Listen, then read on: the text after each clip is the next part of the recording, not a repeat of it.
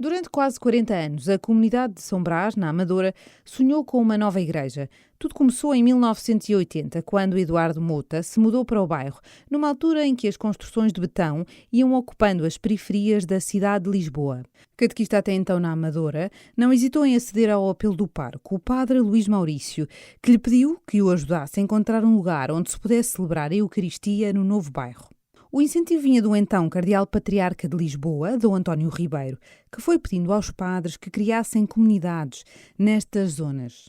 Para concretizar o objetivo, Eduardo decidiu integrar a Comissão de Moradores, recentemente criada em São Brás. A Câmara da Amadora era do Partido Comunista e formaram, como em quase todos os bairros, Comissão de Moradores, ligados ao Partido Comunista. Eu meti-me nessa comissão, precisamente para saber o que é que eles andavam a fazer. E, de facto, fez-se muito trabalho. Conseguiu-se dar nome às ruas, pediu-se a luz elétrica, pediu-se os correios, pediu-se autocarros. Depois, nessa altura, estava lá um vereador na Câmara da Amadora que nos disse a nós, Comissão de Moradores, que nos ia arranjar um local para reunirmos. A Câmara ia prometeu a cabo à Comissão de Moradores para eles reunirem apenas. Mas eu achava que era grande demais para a Comissão e achei que era o ideal para podermos fazer lá, começar com a comunidade. O padre Maurício fez um requerimento à Câmara e a Câmara cedeu à paróquia essa cave. A cave era um espaço amplo, situado no edifício da escola primária. Estava ainda em tijolo e precisava de algumas obras. Aos poucos, Eduardo foi deixando o seu número de telefone nas caixas do correio, apelando à participação e colaboração de todos. Também colocou um cartaz à entrada do bairro para informar a população acerca do novo local de culto. Na altura, quando o padre Maurício me disse para tentarmos congregar as pessoas para formar uma comunidade católica, disse-me logo que havia um terreno para uma igreja. Isto logo em 1983, que havia o terreno para uma igreja e nós começámos logo a sonhar em construir a igreja. Logo em 1984 veio uma senhora da paróquia da Amadora formar catequistas, formaram-se leitores, apareceu um professor de música que nos ensaiava, nós é que limpávamos a igreja, que éramos meia dúzia deles, fazíamos tudo. Quando Dom José Policarpo inaugurou, benzeu o centro no dia 6 de maio de 1984, o Sr. Padre Maurício queria que um grupo fosse receber o seu patriarca à porta. Mas se fosse o grupo receber, não ficava ninguém para cantar, porque nós éramos só meia dúzia deles. Não é? Com o tempo, a comunidade foi crescendo e, apesar de a cave ter sofrido obras, continuou a apresentar algumas fragilidades, como recorda Ana Mestre, que na época era ainda uma menina. Houve algumas peripécias e agora recordo-me de algumas. Por exemplo, no dia em que eu fiz a minha primeira comunhão, acho que o horário da celebração teve que ser adiado, porque nesse dia choveu muito e a igreja inundou. E, portanto, a celebração teve que ser adiada porque havia estava um rio no espaço e, portanto, teve que ser, as pessoas teve que alguém ir limpar antes. Aconteceu algo semelhante no dia em que o meu irmão, 8 anos mais novo do que eu, fez a primeira comunhão. O sonho de ter uma igreja fez com que os moradores se juntassem desde o início para angariar fundos para a construção. Vendiam rifas e organizavam vendas de Natal e noites de fado. Também chegaram a sortear automóveis e computadores. Sem medo das intempéries, começaram a celebrar o dia de São Brás, padroeiro da comunidade, com festas ao ar livre, o que incluía arraial, missa e procissão na rua, em pleno mês de fevereiro. João Pedro Sousa garante que a meteorologia, ou melhor, São Pedro, os ajudou quase sempre. Nós sentíamos sempre que foram muito mais os anos em que São Pedro foi amigo de São Brás e permitiu que as condições climatéricas nos ajudassem não só à celebração eucarística, mas também à realização da procissão pelas ruas de São Brás, mas, quer dizer, foi sempre possível, não é? Nós habituámos há muitos anos, quer na montagem logística do espaço celebrativo, quer nas desmontagens, portanto aquilo exigia muito dos jovens, dos adultos. A afluência de fiéis nas missas e nas atividades pastorais ia crescendo e assim o desejo de que São Brás pudesse ser paróquia. Até então a comunidade dependia da paróquia da Amadora, como recorda Eduardo Mota. Um dia o Dom José Policarpo veio visitar a comunidade e nós falamos na possibilidade disto poder ser paróquia, como é que já era muito grande, porque tinha já mais de 20, na altura, teria cerca de 20 mil habitantes, e o Dom José Policarpo disse, olha, vai ser difícil isto poder ser paróquia, porque isto pertence a 2 freguesias civis. Então eu juntei-me com mais 6 pessoas e fundámos a freguesia de São Brás. recorremos as ruas todas, andámos 2 anos, fomos à Assembleia da República e tudo, e fundámos a freguesia de São Brás. Entretanto, quando sabíamos que ia ser aprovada a freguesia de São Brás, falámos com o Patriarcado, dizer que estavam as condições reunidas para que pudesse ser paróquia, e de facto depois a freguesia foi fundada em 1997 e a paróquia foi em 98. Com o aumento do número de praticantes, a cave ia ficando cada vez mais pequena para tantas pessoas.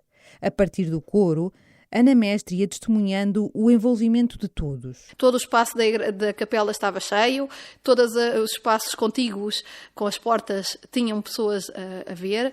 Lá fora também havia gente, isto acontecia frequentemente nos dias de festas da catequese.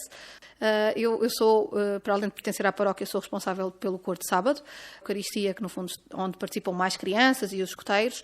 É uma assembleia muito participativa. No fim da década de 1990, havia mais de 700 crianças e jovens na catequese, o que levou a paróquia a comprar 2 lojas situadas nas imediações da cave, tudo para suprir a falta de espaço. Ao mesmo tempo, foi surgindo a necessidade de criar respostas sociais para os idosos, como explica João Pedro Sousa. O Centro Social começou por ser um centro de dia, começou a funcionar naquilo que nós sempre designámos como sala grande, no complexo da cave, e daí nasceu esta necessidade desta valência tão importante de acolher os idosos. E aí foi lançado, de alguma maneira, as primeiras pedras para esta realidade social que também era necessário dar resposta, e foi criado o Centro Social. Mas num outro espaço. Sim. Além dos casamentos que nasceram na cave, a paróquia viu também um dos seus ser ordenado padre. Paulo Pires cresceu no bairro e tornou-se sacerdote em 2013. Atualmente, a comunidade acompanha o percurso de Duarte Chen, que ali cresceu e que neste momento está no 2º ano do Seminário dos Olivais. Questionei a vocação com a paróquia, numa atividade da paróquia, numa peregrinação a Fátima a pé, e a partir daí também fui entrando mais na paróquia. Ao longo dos anos, o projeto arquitetónico da nova igreja foi sofrendo alterações e, depois de muitos avanços e retrocessos, começou a concretizar-se em 2013. O início dos trabalhos foi um momento vivido com ansiedade, sublinha Ana Mestre. Eu confesso, quando eu vi a primeira vez que eu vi as máquinas, nós às vezes até desviávamos. Os meus pais vivem em São Brás, eu já vivo na parte dos Moinhos da Funcheira, que é a comunidade um bocadinho mais acima, que ainda pertence a São Brás, mas fazemos muitas vezes o percurso de ligação entre as duas terras, e muitas vezes fazíamos de propósito para passar só para ver como é que estava, e já tem mais um piso, ou já tem... Porque de facto aquela primeira fase foi muito especial, era um sonho de muito... Eu sempre me lembro de se falar que um dia íamos construir uma igreja, portanto ver que efetivamente se construía e pensar aquelas pessoas que com tantas vezes com um olhar triste me disseram nunca vamos ter a igreja, ou eu não vou ver a igreja, e pensar, estão a ver, conseguiram ver a igreja, valeu a pena, isso é muito bom. Como o processo foi tão longo, houve quem duvidasse de que a obra tinha de facto arrancado, como frisa Ricardo Homem. No momento em que começámos, não a construir, mas a escavar o terreno, portanto a mexer as terras, nós fizemos uns panfletos que começámos a distribuir por todo o bairro. Por um lado, para as pessoas perceberem que já começou. Por outro lado, aquelas pessoas mais céticas e mais velhos do Restelo, para dizermos, olha, isto afinal começou há muitos anos, mas está a concretizar-se. E eu lembro-me que passei uma manhã à porta do Pingo Doce a distribuir aqueles panfletos, ia com a fotografia, ia dizer que começámos, e as pessoas, mesmo assim, renitentes, iam dizer, não acredito. E a gente diz-lhe, vá lá ver, olha ali em cima, já lá estão as terras a remexer. E depois vão começar a construir. Com a edificação das primeiras paredes, a comunidade começou a reunir-se no novo espaço para celebrar a Eucaristia, numa altura em que o novo templo ainda estava em tijolo e não tinha teto. Este novo edifício tem um primeiro piso, que é a igreja, ou o resto de chão, mas depois há uma cave que acompanha parte do piso, que é a igreja. E a primeira vez que celebramos foi nessa cave, que agora onde está a casa mortuária, mas que estava toda ampla, e a primeira vez que celebramos foi aí. E estava muito, muito cheio, estava muito bonito. Era gente como eu não me recordo em mais celebração nenhuma. Portanto, aquela primeira foi muito impactante. A dedicação da nova igreja, que se realizou a 13 de outubro do ano passado, foi um dia emotivo para todos, como lembra o atual pároco, o padre Fernando de Cima. As pessoas estavam muito felizes, estavam mais de 1000 pessoas. vieram participar nessa celebração presidida pelo Sr. Cardeal Patriarca, e uma das coisas que me chamou a atenção foi a alegria das pessoas em estar na igreja. Felizmente gostaram também da arquitetura, não é? A primeira parte do projeto custou cerca de 1 milhão de euros e inclui apenas o templo. Até que o novo centro pastoral seja construído, junto à nova igreja, a antiga cave continuará a ser usada pelos paroquianos. É com nostalgia que João Pedro Sousa recorda a última missa ali celebrada. Foi uma quinta-feira e deixa saudades, porque foram muitos anos, foram muitas horas de oração, de adoração, de encontro, e deixa saudades. Há um sentimento ainda nostálgico quando se vai àquele espaço e não é exatamente a mesma coisa, porque hoje, de alguma maneira, adaptar o espaço para o centro pastoral, mas lá está, queremos ir cumprimentar Nosso Senhor e Nosso Senhor já não está lá.